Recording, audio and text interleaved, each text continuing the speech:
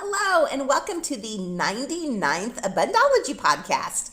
My name is Renee Spears, and I'm an abundance channeler and business mentor, and I help people be happy and have more money, love, time, and joy in their lives. I'm coming to you from downtown Portland, Oregon, and this is the weekly energy update for the week of October 4th, 2020. Every Sunday, I talk about how the energy is going to be for the week ahead, and I also infuse the show with some positive vibes, so you get a little positive energy boost just for listening. Yes, this is my 99th podcast. I started podcasting when I was 55, which was about a year and a half ago, and I knew absolutely nothing about podcasts or what I was doing. So admittedly, the first 20 or 30 podcasts were quite bad, but I stuck with it and finally feel like I'm starting to get the hang of everything. So you are never too old to start something new. And it is totally okay to not be good at something. Do stuff you're not good at every once in a while. It's good for the soul, and it also builds a lot of confidence. So my 100th podcast will be with the lovely astrologer Kara James, and we will record that this next week, record and release it this next week coming up. And she's going to be talking about what to expect for election season. So it's already crazy, so I'm really curious to hear what she has to say. So we talked about last week being an intense week, and it did not disappoint. And we can expect another intense week this week. And I call these surreal times, the stuff that we're seeing right now in our country with the bizarre debate that we had last week, and then also this COVID outbreak in the White House. It all seems surreal. Like, pinch me, is this stuff really happening? And I've heard from many of you that you're experiencing these same surreal experiences in your life. And this week I found myself in Salem taping a community cable television show. And because of COVID, the taping took place outside in a yard and not in the studio. And this yard had over 100, and I want to call them grandma decorations. So there were things like plastic flowers and bird baths and 90s inspirational posters. I sat maybe on a 1980s office chair that had clearly been outside in the elements for the past 2 decades. And I'm sitting there wondering, what the heck am I doing here? All I could do was laugh and wonder what the experience was all about. It's like totally surreal times. But the good news about these surreal times is that we can use them to see ourselves in a different light. You may never have imagined maybe going back to college, or leaving your husband of 20 years for another woman, or buying a van and living down by the river. So if you've been thinking about doing anything that seems out of character, now is the time. So take advantage of these surreal times to make big shifts in your life that you would never in the olden days, pre-COVID, would have ever considered yourself making. This is the time to do it.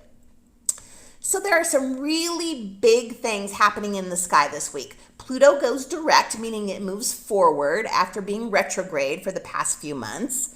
And then Mars also squares Pluto.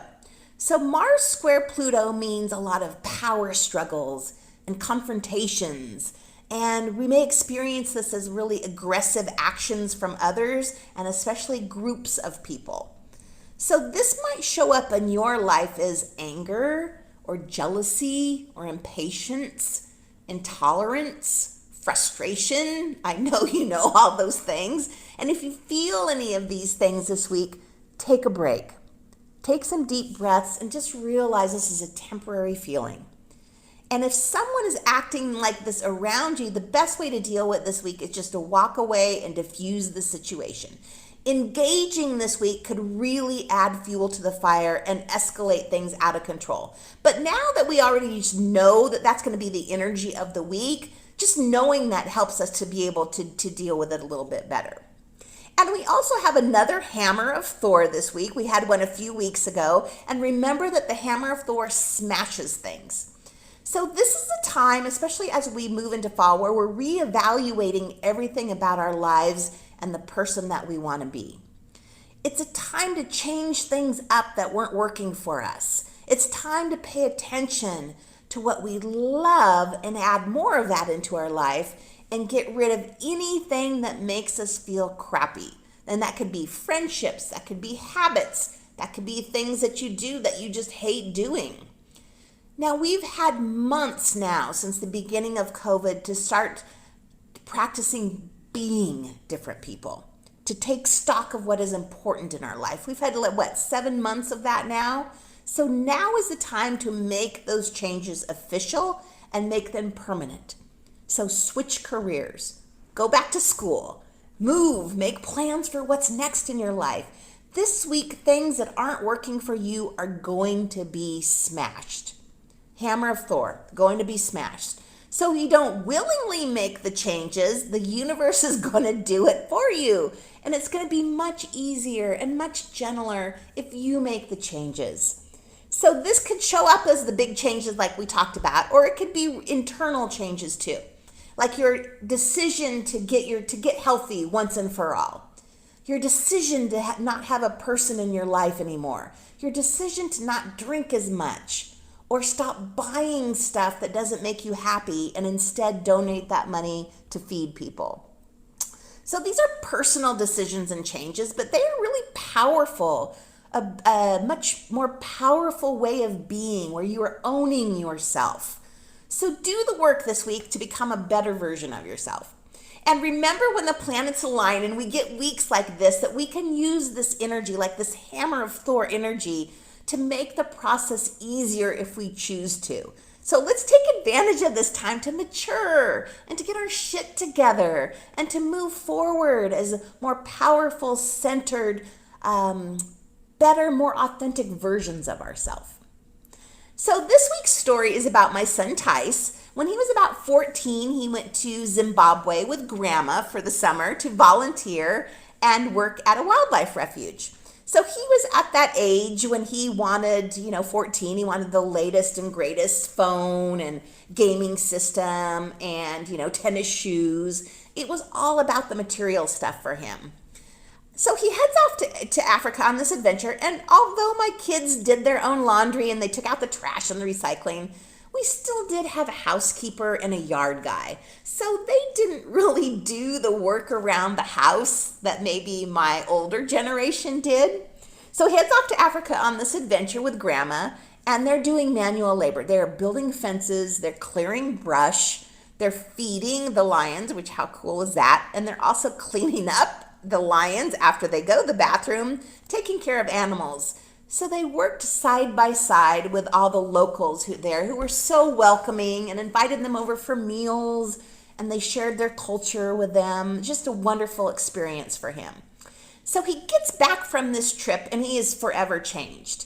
So I wasn't quite sure what to expect, if he was going to be really upset he had to do all this manual labor and he wasn't going, to a 5-star resort for the summer.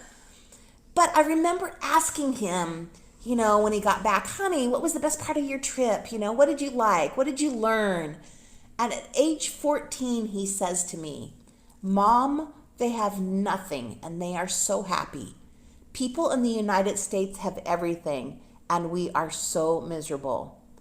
And that has stuck with me all of these years. The realization that happiness comes from within and not from material possessions.